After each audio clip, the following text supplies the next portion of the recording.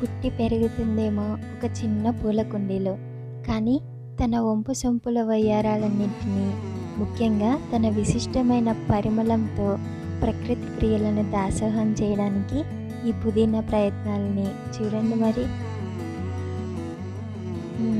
మీలో చాలామందికి ఈరోజు ఎపిసోడ్లో పుదీనా గురించి చెప్తుందేమో అని అనుకున్నట్టున్నారు కదా.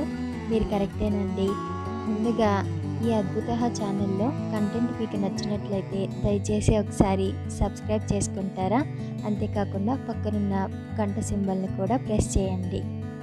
ఈరోజు మనం ఇంట్లో కొన్నిసార్లు పుదీనా కొంటుంటాము. ఆకుల్ని వాడేసిన తర్వాత మిగిలిపోయినటువంటి కాడలతో ఇంట్లోనే సులభంగా 2 వారాల్లో పుదీనాని ఎలా గ్రో చేసుకోవచ్చు, గుబురుగా రావాలి అంటే ఏం చేయాలి, ఇలాంటి ఇన్ఫర్మేషన్ తెలుసుకుందామండి. ముందుగా పుదీనాని 2 పద్ధతుల్లో ఎలా గ్రో చేసుకోవాలో చూద్దాం. ఇప్పుడైతే ఆకులన్నీ వలిచేసిన తర్వాత ఈ కాడల్ని ఇలా చూపించిన విధంగా గ్లాస్లో కొన్ని నీళ్ళను పోసి 2 రోజుల దాకా ఇలా వదిలేయాలి. 3వ రోజు మీరు గమనిస్తున్నట్లయితే చిన్న చిన్న చిగురుటాకులే కాకుండా కింద వైపుగా కొంచెం వేర్లు వస్తుంటాయి. సో ఇప్పుడు వీటిని మనం నాటుకోవచ్చు అని అర్థం. ఇక 2వ పద్ధతి, ఇక్కడ మీకు వీడియోలో చూపిస్తున్న విధంగా ఫ్రెష్గా మార్కెట్ నుంచి తెచ్చుకున్నప్పుడు కింద నుంచి 2-3 ఇంచుల వరకు ఉన్న ఆకులన్నింటినీ ఇలా తీసివేసి అన్నీ సిద్ధం చేసి పెట్టుకోవాలి. ఇప్పుడు పుదీనాని నాటుకోవడానికి మట్టి మిశ్రమాన్ని కూడా నేను రెడీ చేసుకున్నాను. ఇక్కడ ఎర్రమట్టితో పాటుగా కొంచెం కిచెన్ కంపోస్ట్ని కూడా వాడడం జరిగింది. ఈ కిచెన్ కంపోస్ట్ని ఇంట్లోనే ఎలా తయారు చేసుకోవాలో ముందు వీడియోలో నేను చూపించాను. డిస్క్రిప్షన్లోను ఐకార్డ్లోను లింక్ ఇస్తాను, ఇంట్రెస్ట్ ఉన్న వాళ్ళు చూడండి.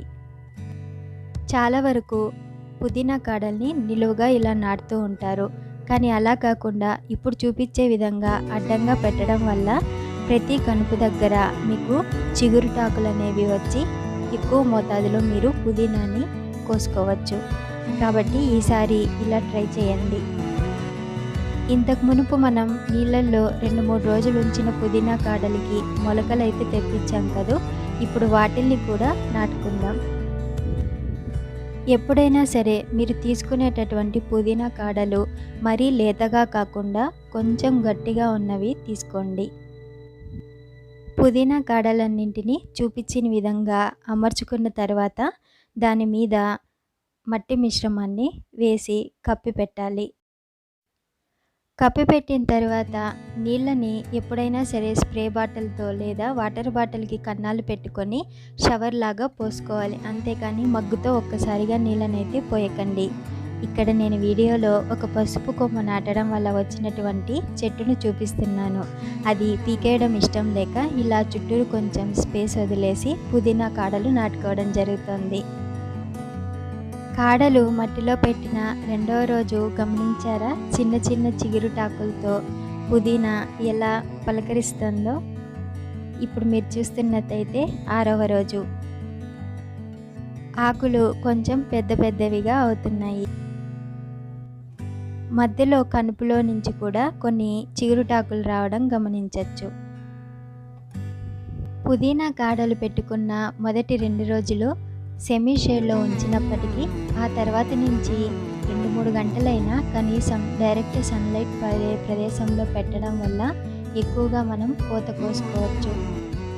మన మట్టి మిశ్రమంలో కిచెన్ కంపోస్ట్ వేయడం వల్ల ఒక బీరకాయ, ఒక టొమాటో, కొంచెం మెంతాకులు రావడం జరిగింది. నిజానికి ఈ పుదీనా 16వ రోజు అయినా మీరు 12 నుంచి 16 రోజుల లోపల వరకే హార్వెస్ట్ చేసుకోవచ్చు. ఇప్పుడైతే సుమారుగా 6-7 ఇంచుల వరకు పుదీనా కాయడం జరిగింది. ఇప్పుడైతే పుదీనా కాడలకు ఉండే ప్రతి కనుపులో నుంచి ఎలా పుదీనా వస్తుందో మీకు చూపించే ప్రయత్నం అయితే చేస్తున్నాను. పుదీనా కొమ్మలు మరీ ముదిరిపోనివ్వకుండా ఫ్రెష్గా మనం కట్ చేస్తూ ఉండడం వల్ల పక్క నుంచి కొమ్మలు ఏర్పడి గుబురుగా ఫామ్ అవుతుంది. దీనికి ఎక్కువగా ఫర్టిలైజర్స్ అవసరం లేదు, కానీ ఎప్సమ్ సాల్ట్ని నెలకొకసారి ఇవ్వడం వల్ల ఆకులు పచ్చగా ఉంటాయి. హోప్ మీకు ఈ వీడియో నచ్చిందని అనుకుంటున్నాను. ఒకవేళ నచ్చితే దయచేసి లైక్ చేయండి, షేర్ చేయండి, అద్భుతహాని సబ్స్క్రైబ్ కూడా చేసుకోండి. Thank you.